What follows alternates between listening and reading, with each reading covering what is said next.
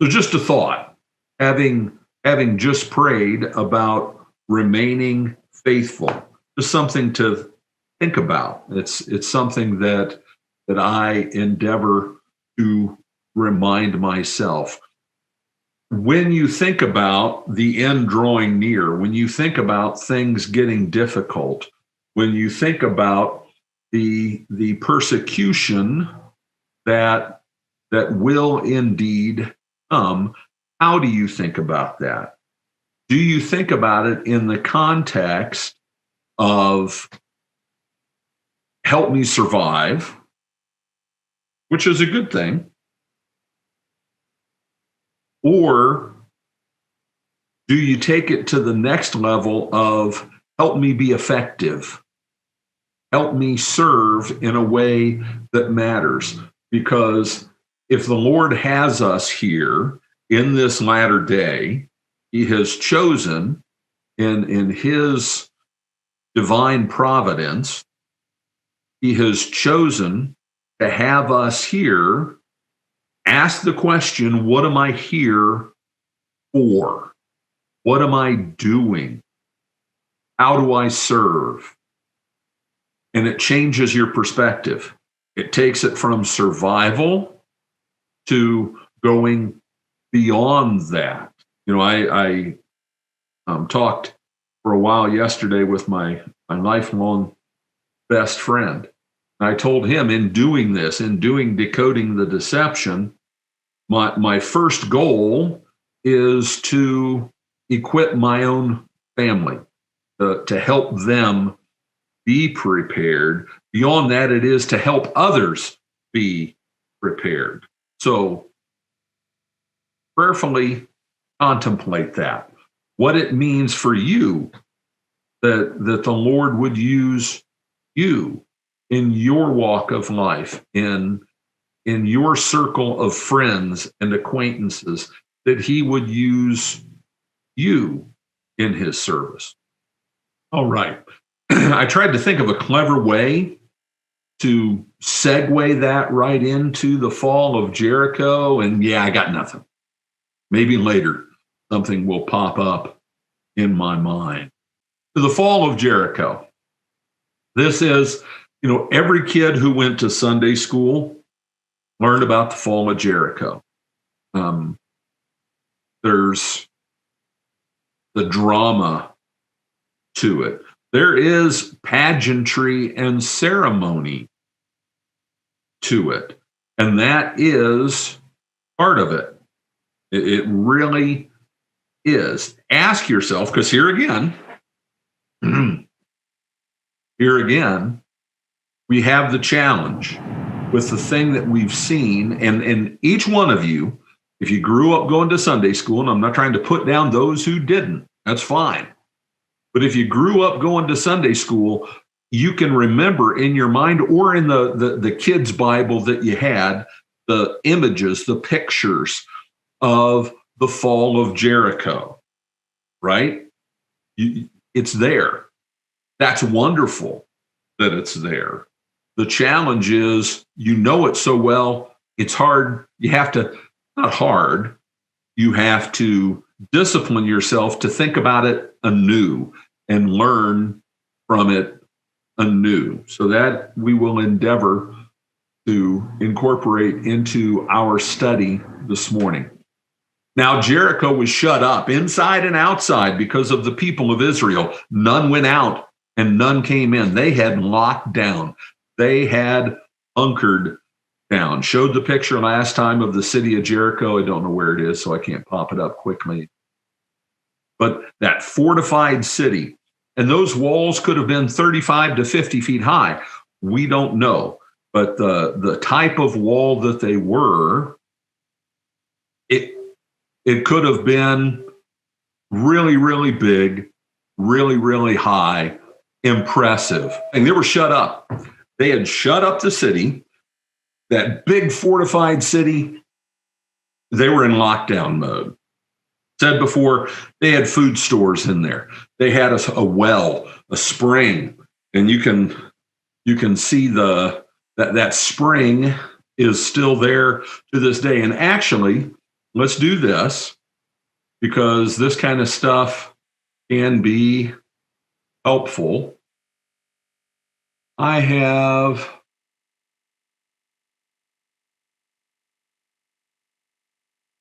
challenging. I'm going to have so much stuff to edit out.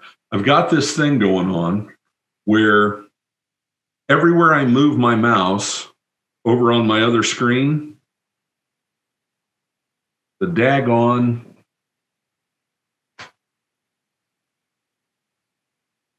header for this pops down. But now this is on the screen. So I am going to play this. It's just a little video thing, and this is from Faith Life on Jericho.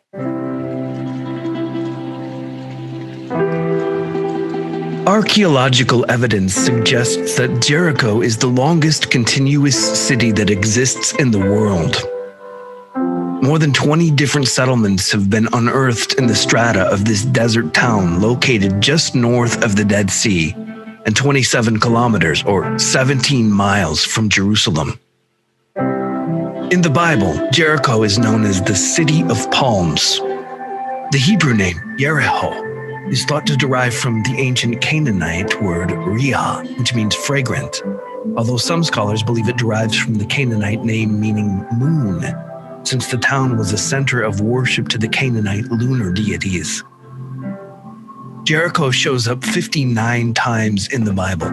Most famously, it is the first city conquered by the children of Israel as they entered the Promised Land.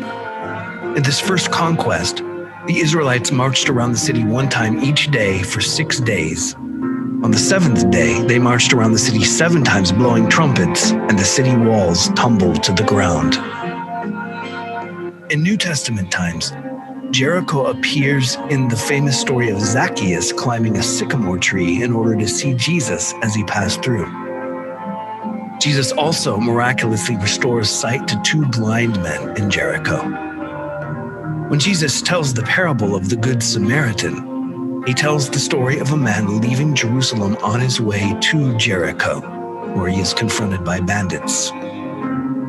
Today, Jericho is a part of the Palestinian West Bank, located over 800 feet below sea level in the Jordan Valley. The nearby spring of In Es Sultan provides 1,000 gallons of fresh water per minute to this desert city, giving life to more than 50,000 inhabitants, as it has since biblical times. But that's Jericho, gives you a feel for it. But the big thing there that shows that spring of water, and it talked about the other places the other references in Scripture where Jericho comes up. But it was shut down. They had locked down. Again, the fear that God put into them is very much evident. And the Lord said to Joshua, "See, I have given Jericho into your hand with its king and mighty men of valor. You shall march around the city, all the men of war, going around the city once. Thus you shall do for 6 days. 7 priests shall bear 7 trumpets of ram's horns before the ark. On the 7th day you shall march around the city 7 times, and the priests shall blow the trumpets. And when they make a long blast with the ram's horn, when you hear the sound of the trumpet, then all the people shall shout with a great shout, and the wall of the city will fall down flat, and the people shall go up, everyone straight before him." Okay.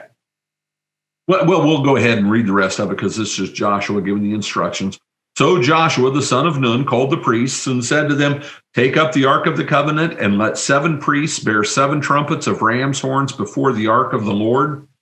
And he said to the people, "Go forward, march around the city, and let the armed men pass on before the ark of the Lord." Just as Joshua had commanded, the people, the 7 priests bearing the 7 trumpets of ram's horns before the Lord, went forward, blowing the trumpets, with the ark of the covenant of the Lord following them. The armed men were walking before the priests who were blowing the trumpets, and the rear guard was walking after the ark while the trumpets blew continually. But Joshua commanded the people, you shall not shout or make your voice heard, neither shall any word go out of your mouth until the day I tell you to shout, then you shall shout. So he caused the ark of the Lord to circle the city, going about it once, and they came into the camp and spent the night in the camp. Think about that without any historical, your own experience and learning about it before, and just think about what was going on. Think about it from the perspective of the children of Israel. Don't you think, we kind of make, it's like caricatures of what these people were, right? And we go, oh yeah, well, they just went out there and did what the Lord said, and they were being faithful. And yeah, don't you think they thought this was weird? Don't you think they were wondering, what is this about? And the ark going out there as well, and the trumpets and all of that. And in a good way to look at the scriptures apart from the kind of stylized two-dimensional characters that we turn Bible figures into. I will make the pitch once again because I can't help myself. Watch The Chosen. Watch The Chosen.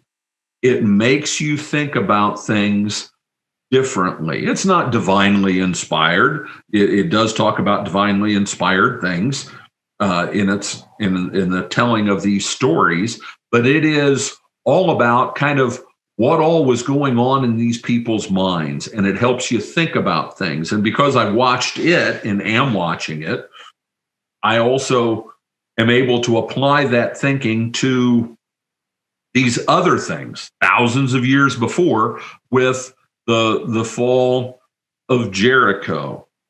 God is always teaching. God is always teaching. It's kind of like hanging around Grandpa. What is Grandpa always doing? Grandpa is always teaching. Why? Because he's got so much stuff to share, because he's been around so long. It's not that he's so smart. He's just been around so long, and he's learned by trial and error, and he wants to pass that on to his grandchildren. My grandfather was always teaching me things.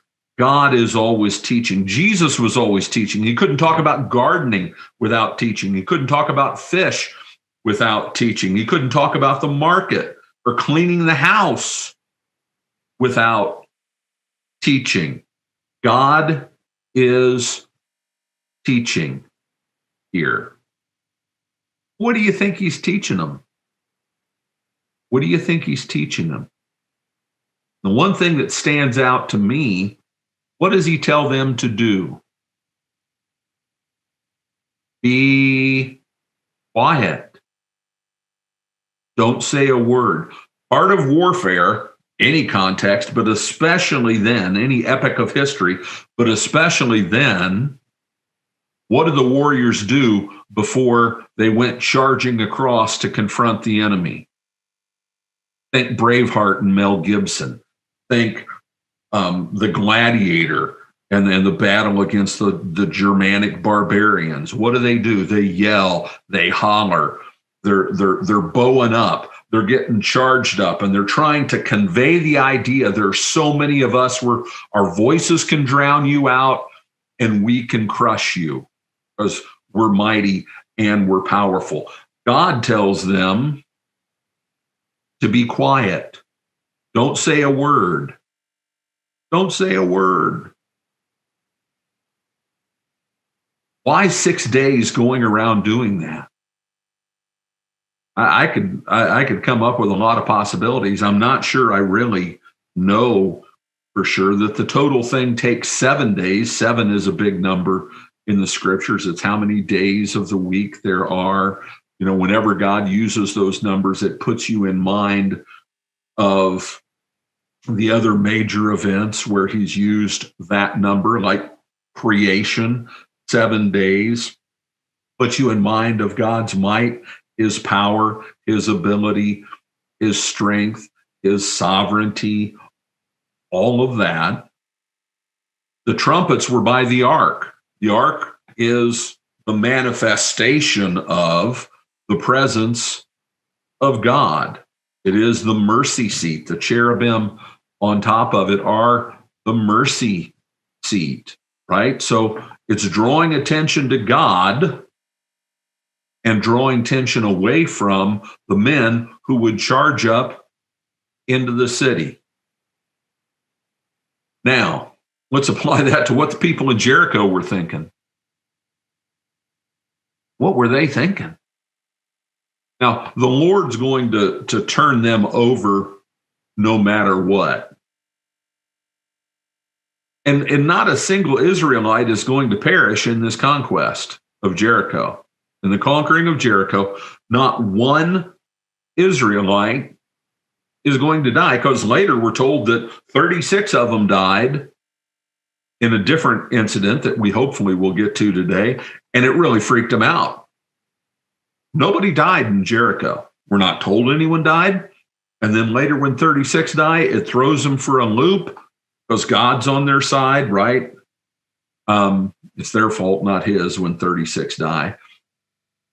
But God was going to hand Jericho over to them no matter what. But from the perspective of the people in Jericho, I think this is a little bit unsettling.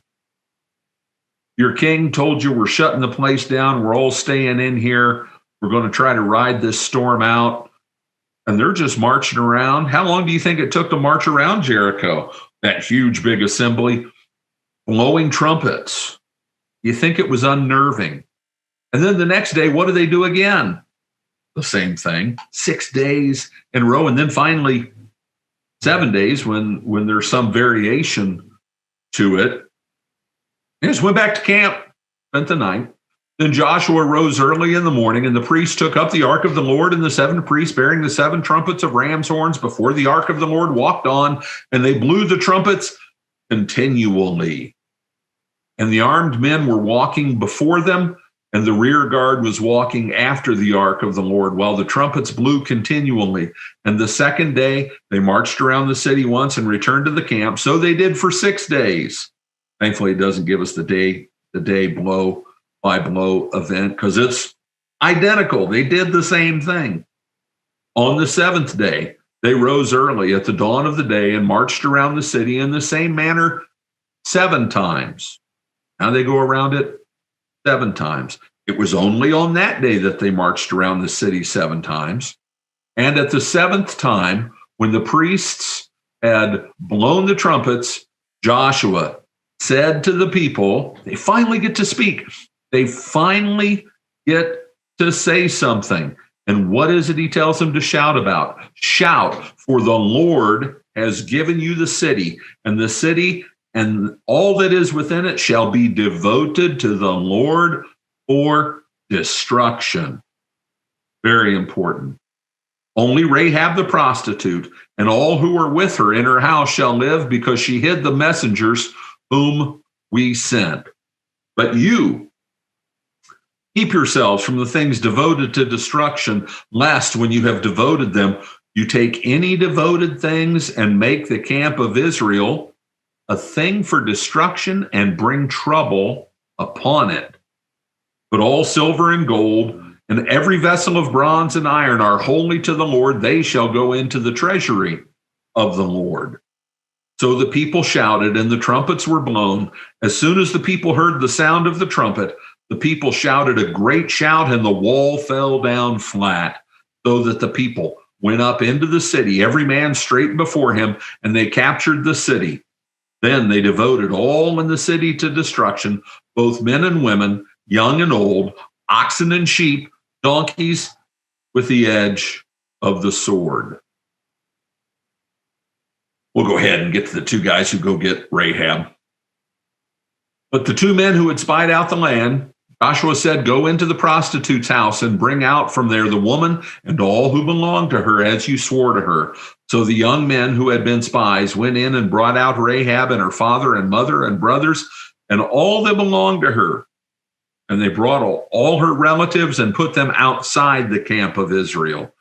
And they burned the city with fire, everything in it, only the silver and gold and the vessels of bronze and iron they put into the treasury of the house of the Lord. We'll stop there. Let's talk about devoted to destruction.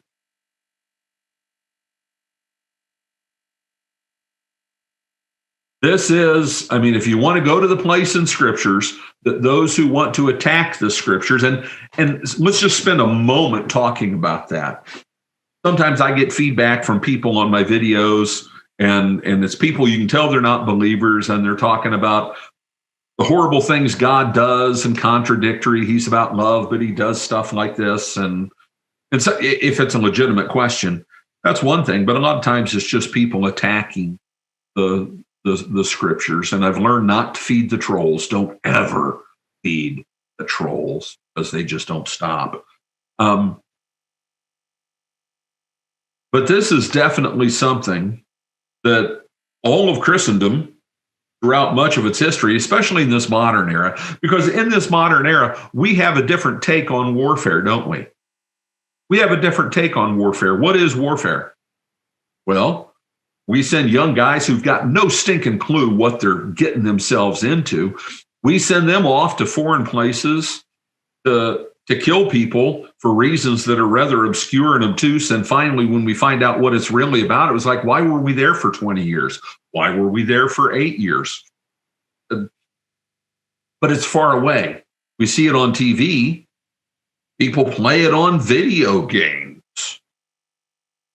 For most of the history of this world, even the time of what we would call the New Testament era, and anytime I throw out that term, New Testament era, it is from the time Jesus ascended into heaven until the time that he comes back. That is the New Testament era. It is the last days. It's been the last days since he ascended. Why?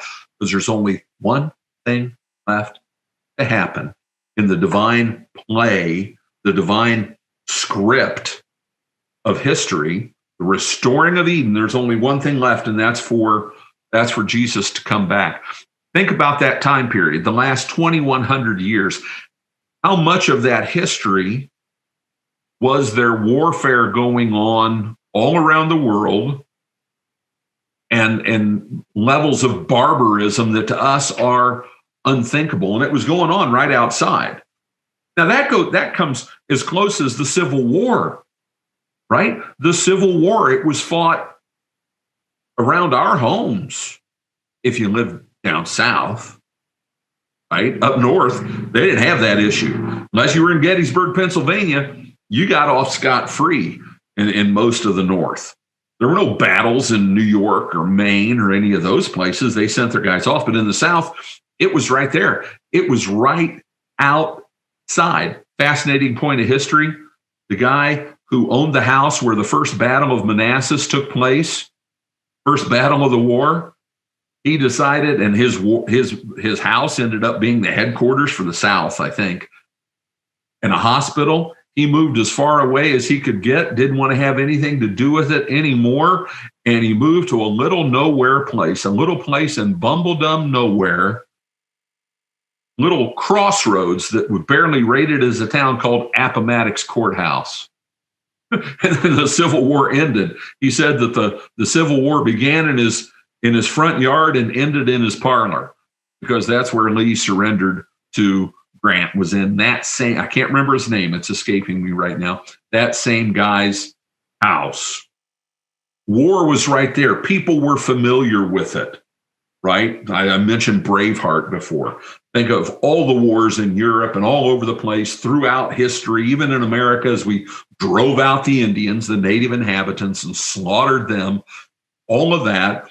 People were familiar with war. Nowadays, we've got this antiseptic idea of war and conquest, and we think about things different. But even with that consideration, that layer of nuance laid on top of it, They said to kill everybody.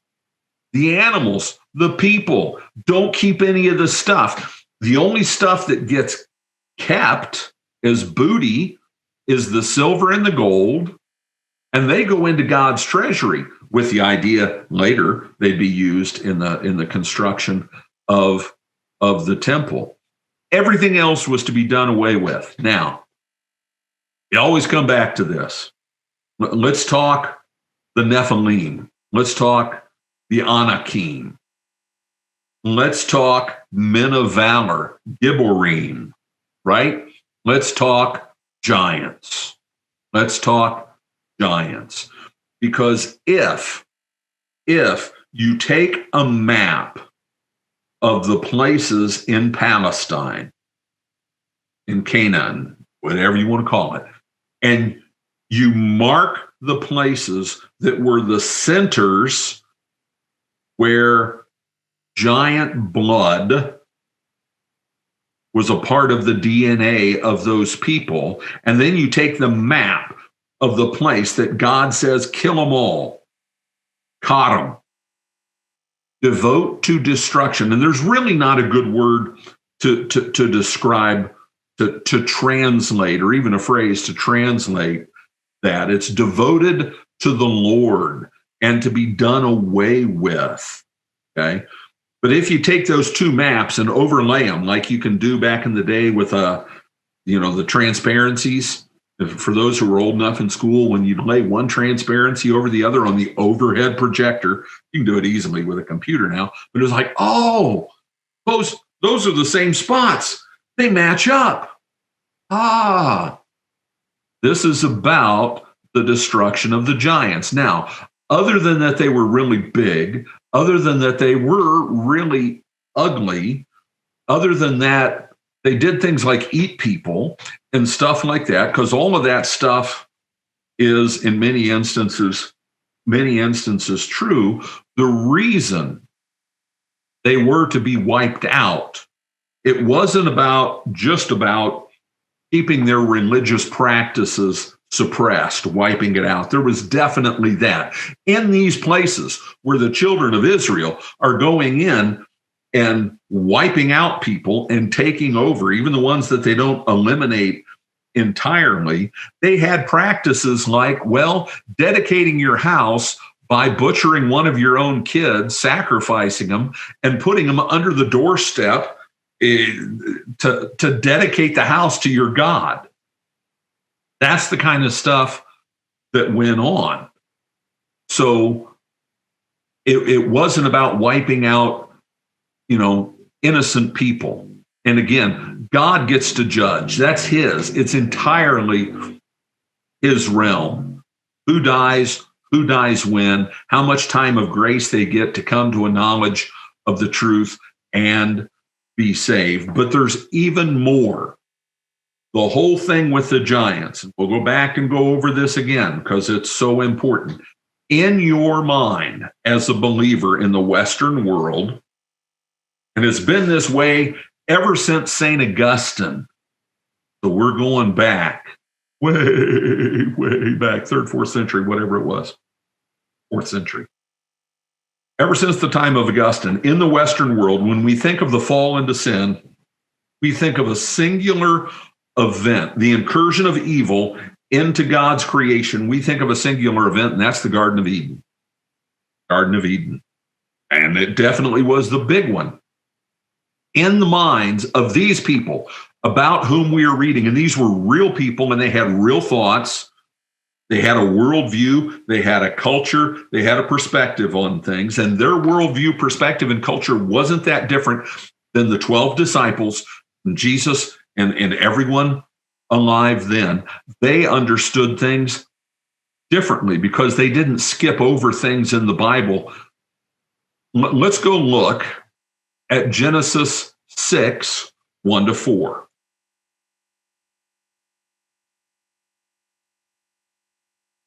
When, this is labeled here in the ESV, increasing corruption on the earth. When men began to multiply on the face of the land and daughters were born to them, the sons of God, those are the B'nai Elohim. B'nai Elohim, spiritual beings, saw that the daughters of men were attractive, and they took as their wives any they chose. Then the Lord said, this is the part of this we're familiar with. Then the Lord said, my spirit shall not abide in man forever, for he is flesh, and his days shall be 120 years. The Nephilim were on the earth in those days, and also afterward, when the sons of God came in to the daughters of man, and they bore children to them. These were the mighty men. We just saw that in Jericho. Gibborim, the mighty men who were of old, the men of renown. Mighty men of valor, it's the same phrase. Here it's of renown, there it's translated valor. When I learned about this at a very good seminary, when we learned about this, basically we were told that this was, believers married unbelievers, and it just caused problems. And that is an insult to the text, because this B'nai Elohim isn't talking about human beings. It's talking about divine beings. It's talking about members of God's council. Okay? But my point being, first, that most of the Western world in Christendom, we've been taught about this absolutely incorrectly. Absolutely incorrectly. We've done a disservice to the text, and because of it, all kinds of things didn't make sense to me in the Bible. That's right, Pastor. Things didn't make sense to me in the Bible, even the stuff that we're talking about today, not in Genesis 6, but in Joshua 6, with slaughtering all these people. I could come up with a rationale for it, but it still seemed over the top, little bit extreme. Well, it wasn't extreme, because in the garden, in Genesis 3, what was it that God said to Satan? What did he say? Her seed will crush your head. That means he's going to do you in. He's going to destroy you. If you get a crushed head, you're dead. You will bruise his heel. He will crush your head. Her seed. So what did Satan want to do? Hey, if his seed's going to do me in, well, if I infect the seed, if I interject my line into that, then I can prevent that from happening. The conquest of Canaan, which back in Genesis 15:16, when God told Abraham that this will all be yours, but your children are going to go into slavery in a land they do not know, a land that is not theirs, for 430 years, for the sin of the Amorites is not yet complete. Now he sent them back in, and he's going to wipe them out. This infection into humanity, he's going to wipe out and undo. He's going to kill off that bloodline that infected everything. And most of it gets wiped out during the conquest, but there's still some left. Just a little bit. In a place called, let's say Philistia, in the city of Gath. Sound familiar? Where was Goliath from? Him and his brothers? Philistia, the Philistines, Gath. Okay, David wipes out the last of the giants. But just to complete this, because they said, we have in our minds one incursion of evil into the world, and that's Genesis 3, the fall into sin and Satan. Genesis 6 is Satan's reaction to that fall into sin.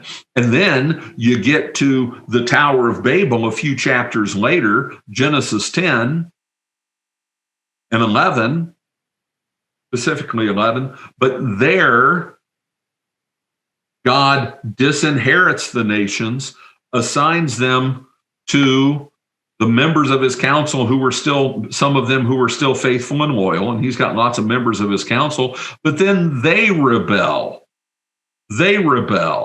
and lead the nations astray. And if you go look at Psalm 82, it's God scolding them for that and telling them they're going to be punished and die like men.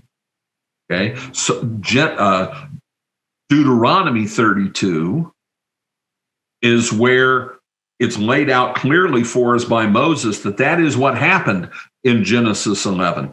But all of these people had that worldview. They understood that correct worldview that I, for 30 years of my life, misunderstood. As a professional student of the word, I misunderstood. I wasn't taught. And when I learned this stuff and studied it, and it got through my thick skull, because it's sea change type information, I spent time being mad at my Old Testament professors because they taught me about this incorrectly. Not mad, but frustrated. I wanted to ask them, they're all dead now, but I wanted to ask them, why didn't you teach me this stuff? And they were probably taught the same way.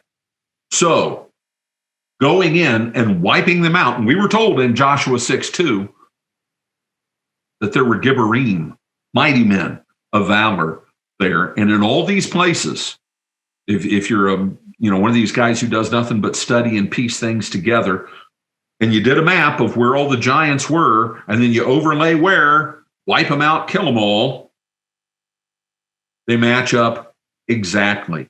This is cosmological warfare. And that's why it seems so bizarre and weird to us. It didn't seem, the children of Israel knew who they were wiping out. They knew what they were doing. Okay? Why not keep any of the stuff? Why not keep any of the stuff? Good question.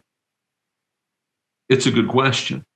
The idea being profiting at all, and this is what I think, profiting at all from their stuff, anything that was tainted by them. That's the degree of revulsion that God had toward this. They were hybrids. They were hybrids. They were half God and half man. And again, if you go read Book of Enoch and other things, the Book of Enoch, which is quoted by Jude and Peter in the New Testament, if you go and read the Book of Enoch, you find out, and this was their worldview. It was the worldview of Peter. It was the worldview of Jude. It was the worldview of Jesus, that when these giants died, they were half-breeds. They weren't human. Their souls were different. They got sent to the abyss. The demons were the disembodied souls of the giants, what we think of as demons. And there are all kinds of different classifications of spiritual evil beings. I refer to the fallen ones quite pointedly because the fallen ones are the B'nai Elohim, who were gods. And God simply means spiritual being. Term God, Elohim itself, just means spiritual being. Now, there are all kinds of contexts where it's made clear he's the King of Kings, the Lord of Lords, the Lord of the heavenly host, all of that. Okay? I'm not saying God is just a spiritual being. He's above and beyond them because they are created spiritual beings. He is uncreated. He is he who causes to be. He is the one who is of himself. I am that I am. Okay. So you've got those level of spiritual beings, the ones we talked about back in Exodus as being the gods of Egypt, who were the gods of Assyria and Babylon and Greece. Why are all those pantheons pretty much the same? Same characters, same roles, different suits, right? Different images of what they looked like, but they were the same spiritual beings, the fallen ones, and they're still at work today. They're still at work today, and we misunderestimate them and their power and the complexity of their plans, right? But their offspring, the hybrid offspring, God wanted wiped out, gone, and dead forever, and he didn't want his people holy. Holy means set apart for special purpose, for a high purpose, a high calling. He didn't want them tainted by anything that had belonged to those who rebelled against him in that way. And the stuff of value, the silver and the gold, he would reclaim and repurpose and use for his purposes. So they weren't to keep any of it. And do you think that was a spiritual challenge for them as they went into that affluent city, and what was all over the place? Wealth, material possessions. So people who'd been slaves for 430 years.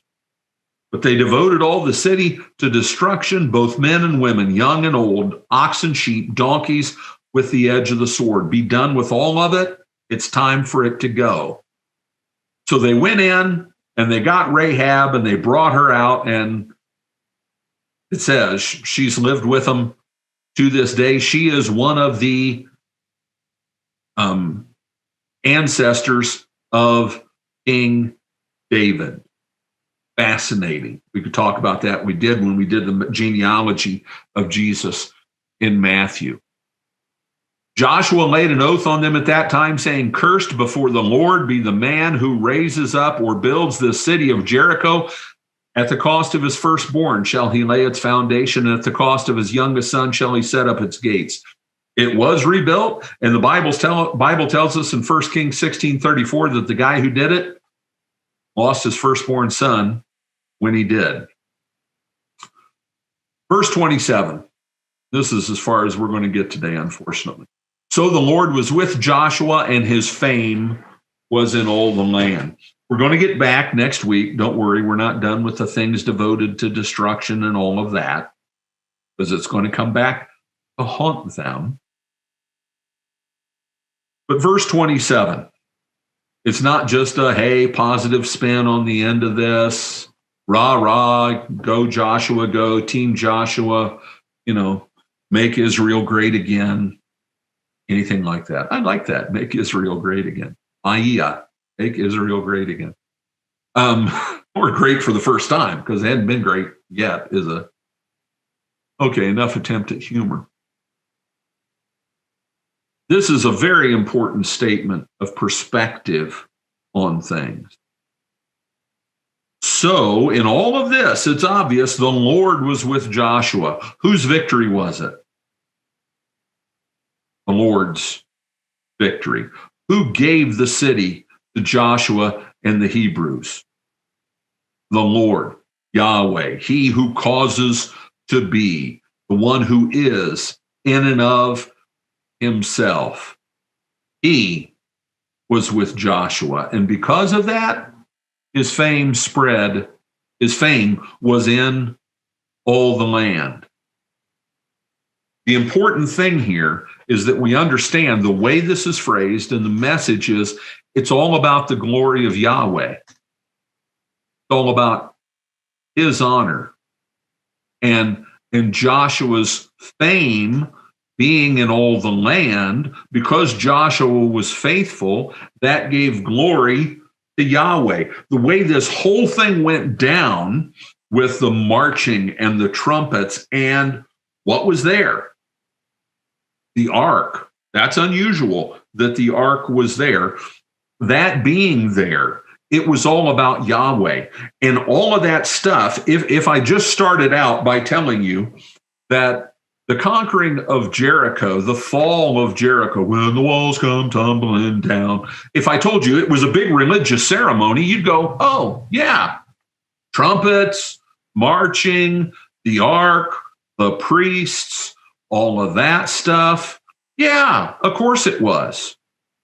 It was a worship activity of Yahweh, and Yahweh, the true God of salvation, who would still carry out his plan. Satan had infected humanity. It wasn't going to work. God was going to wipe them out so that would not come to fruition. And I will just plant the idea, the thought, all of the elites in this world, many of them we call royals, Why is it they are so fanatical about keeping their bloodlines pure? Not just anybody gets to marry into the Rothschild family. Not just anyone gets to marry Prince Harry. What's her name? The actress. Guess what she's got in her genealogy? They haven't gone away entirely. This thinking anyway, them believing themselves to be something. Okay? It's exactly what they think. They think they're a continuation of these. They get treated like what? Royalty. You get treated like royalty. You get treated like what? A god. Look at how they're revered, how they're worshipped. Oh, the falderall, when one of them gets married or stubs their toe or has a baby. It pops up in my news feed all the time. They're vitally important in the fallen one's scheme of things. We are still in the midst of cosmological warfare, and it is ramping up. It is ramping up. So be strong in the Lord and in his mighty power, and put on the full armor of God, because our struggle is not with flesh and blood, but against the powers, against the principalities of darkness in the spiritual realm. That's what it is about. That is what's going on. And if you look out your window, which usually we look at the window through this thing, if you look through the window of your high definition screen that fits in your hand and you don't see that, then you better wake up. Because if there's a war going on and you don't know it, you're in a world of trouble. You're in a world of trouble. I actually put something in that I'm editing right now, my video on the seventh trumpet about that. You're in a world of trouble if you're in the midst of a war and you don't even know it, or you've gotten used to the surroundings and you don't think the bombs are going to start to go off. So the Lord was with Joshua, and his fame was in all the land. You can say, whose fame? The Lord's fame or Joshua's fame? Joshua was just the earthly visible servant of the Lord. All right, we could go on with more about this, but you can tell this isn't just a Sunday school story about something cool and walls falling down and a word of warning to architects that they build better walls. The walls were very, very sound, very, very well fortified. This is about war against the forces of darkness. And we need to be aware that that is what's going on. And I'll just throw this in to close.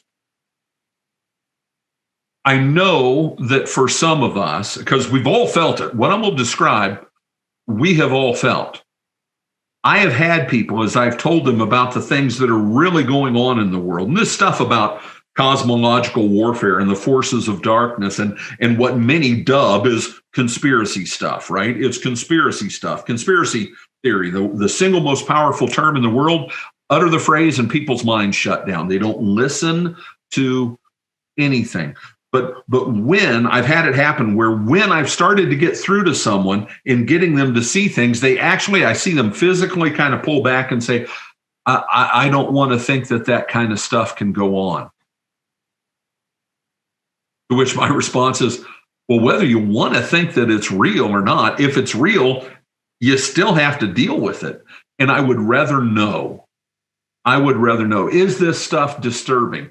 Yeah.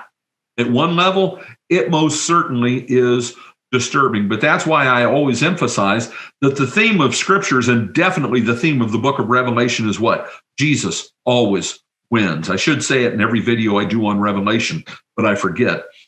Jesus always wins. No matter what comes against him, he wins. Because if he wants the walls of Jericho to fall down, guess what? The walls of Jericho fall down. In the end, there is no battle. On the final day, there is no battle. The trumpet blows and he says it's done and it's over. Why? Because who can stand against him? Who can stand against him? He made everything exist out of nothing. If he doesn't want it to exist anymore, it has no power. It goes away. That's who's on our side. I put on, and I'm gonna pull it up here. If I can find it. Come on. We'll take a pause. I will edit this brief excursion out of the video. You know, it's funny, while I'm in the part that I don't edit, the images that I have and graphics and other things in my file, my computer, I am up to almost 3,000 images. But this is one that I put out today on social media. The lion roared, who will not fear? The Lord God has spoken, who can but prophesy? Amos 3:8. And what I said about this is, we do not worship the kitten of the tribe of Judah, but the lion of the tribe of Judah. Therefore, we can serve him boldly and confidently. That's who our God is. And that is why we don't have to be afraid. I will serve faithfully and well as long as I can. And when my day comes, no matter how my day comes, I will remain faithful unto death. And I know that he will give me the crown of life. And that attitude we can see definitely in what we see here in Jericho, in the fall of Jericho, the conquering of Jericho, and everything that follows. Thank you so much for being with us. Really appreciate it. I pray that this is a blessing to you. If you do, then I ask you to please give us a thumbs up, subscribe, share with others. We need your help to get the word out. That is how it happens. God bless and have a great day.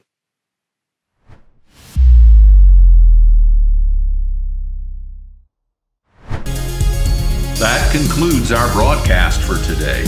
We publish our videos on YouTube, BitChute, and Brighteon. We hope you enjoyed this video, and if you did, please give us a like or a thumbs up. We invite you to subscribe so you can continue to receive our content. Also, please consider sharing this video with others. We love to hear from you, so please leave a comment below. This is Matthias 76, and together we will continue to decode the deception.